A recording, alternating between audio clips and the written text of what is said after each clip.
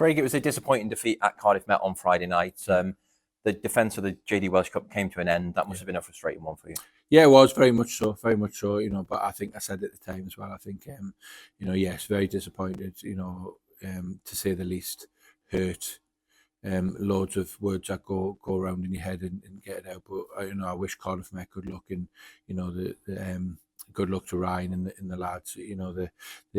They managed to beat Wirt down there. So yeah, it's one of them ones where frustratingly we were good first half, we're very average second half, but I don't think we deserved to lose the game. But unfortunately we did, and we've got to move on quite quickly and move on from it as quick as we can.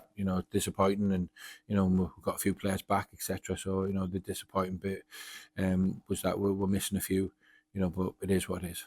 Yeah, I know we were missing a few. Is there any good news you can provide us on potential returns? Yeah, there will be definitely. Obviously, I think Isaac Jeffries will be fit, Rory Holland will be fit, Jordan Williams will be available. Jordan Williams, his wife, had a baby on the Thursday, so obviously there's more important things in football. We need to make sure Jordan's there to support his wife and his family, and he's got a little boy as well. So yeah, it's there's more important things in football. So yeah, from that point of view, there'll be 3 or 4. Definitely think Danny Redmond. So yeah, we'll have unfortunately still Ben Wilson probably still be injured. Who else will be still? Obviously, Leo Smith's got a long-term one. Adam Wilson will be a little bit longer. Jacob Owen will be a little bit longer. So, just there. We've got 8 players out that, probably the majority of them would play on any given day. So we've managed to get through it okay with the injury situation at this moment in time. And now that our lads are coming back, then it just adds a bit more strength to the squad. Well, it's another important fixture in our league title defence here at Park Hall on Friday. We take on Caernarfon Town. What are you expecting from that game?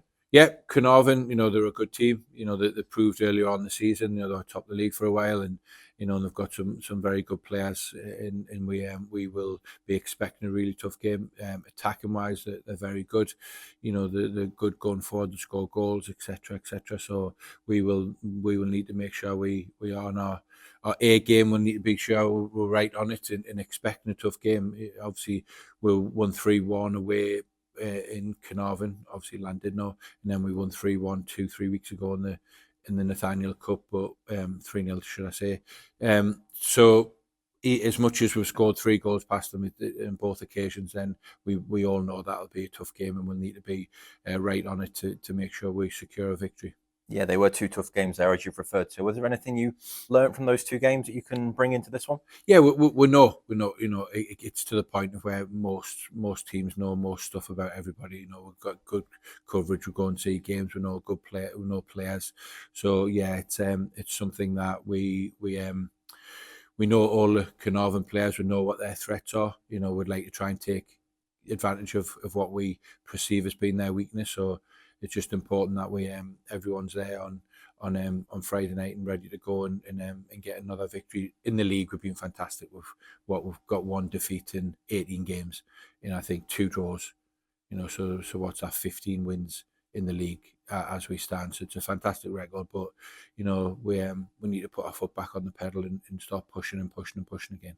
Yeah, given how well the team has performed in the league overall this season, you must be expecting a strong response this week to the Cardiff Met defeat.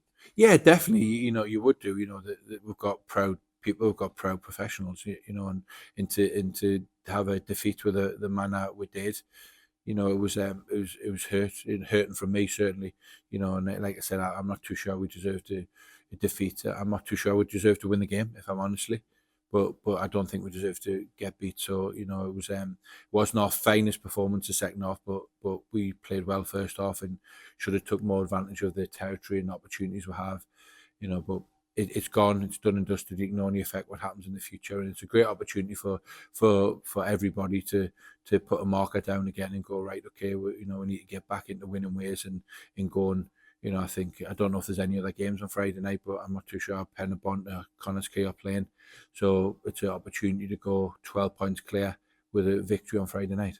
Although they won't be eligible to feature on Friday, we've got a couple of players out on loan at Caernarfon, of course. Zach Clark has missed the last number of weeks through injury, but have you been impressed with how Josh Locke and Sean Bradley have been getting on? Yes, definitely. They've not surprised us. You know, they've not surprised. They're both very good players. You know, Brad has been fantastic in this league for 3 or 4 years.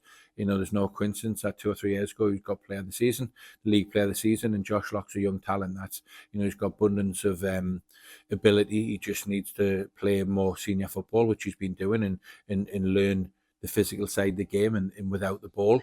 You know, there's the other job of not everything's about the ball, and Josh needs to understand that, which he's getting great education and good coverage at Caernarfon, and he's obviously scoring goals, which he has recently scored 4 and 2 the last 2.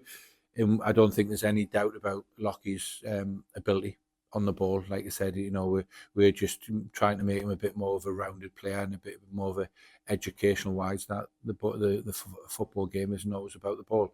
So you've got to do the hard yards of tracking runners, tackling, competing physically, and being willing to run past people and run with people. And finally, Craig, one thing I do want to ask you about away from the game, that's the club's player care initiative that we announced last week, which will see mental health support and wellbeing support for players. Why did you feel that was important to bring into the first team? Yeah, well, Tristan's done a little bit with the academy in part of the other clubs, and me and Christian Sargent sat down with Tristan, had a conversation with him, and I think obviously, you know, it's well documented. You know, the world's a tough place at this moment in time, and there's lots of things going on outside of football. Football, being a professional footballer is a hard job. The expectations are huge. You know, I've been a professional footballer since I was 15. You know, and when I retired from playing football, I didn't have any support like that.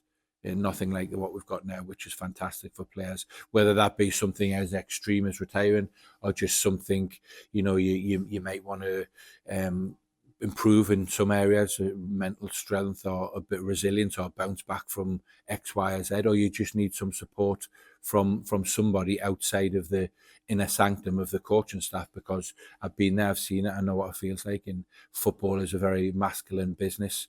At this moment in time, a lot of bravado, and men in general don't communicate very well with each other, and certainly not something that you know, if you're going to go to your manager or a member of staff, and you know, people still have the thought of, some people may think they're not mentally strong enough, etc., etc. So we'll give with Tristan, should I say, he's give a really good outlet for all the players and staff to go and speak to him privately, you know, confidentially. Nothing will come out, in whatever they're feeling or however they're feeling. He's there to support their feelings, and you know, because obviously it's a real struggle, general life as well as being a professional footballer. So yeah, it's fantastic. It's great for the club. It's a great initiative. You know, everyone at the club's got to take a huge pat on the back to be, you know, one of the clubs, if not the only club at this moment in time, as far as I know, that hands that support to, you know, right the way from the first team to the academy to the ladies, and right the way through all members of staff.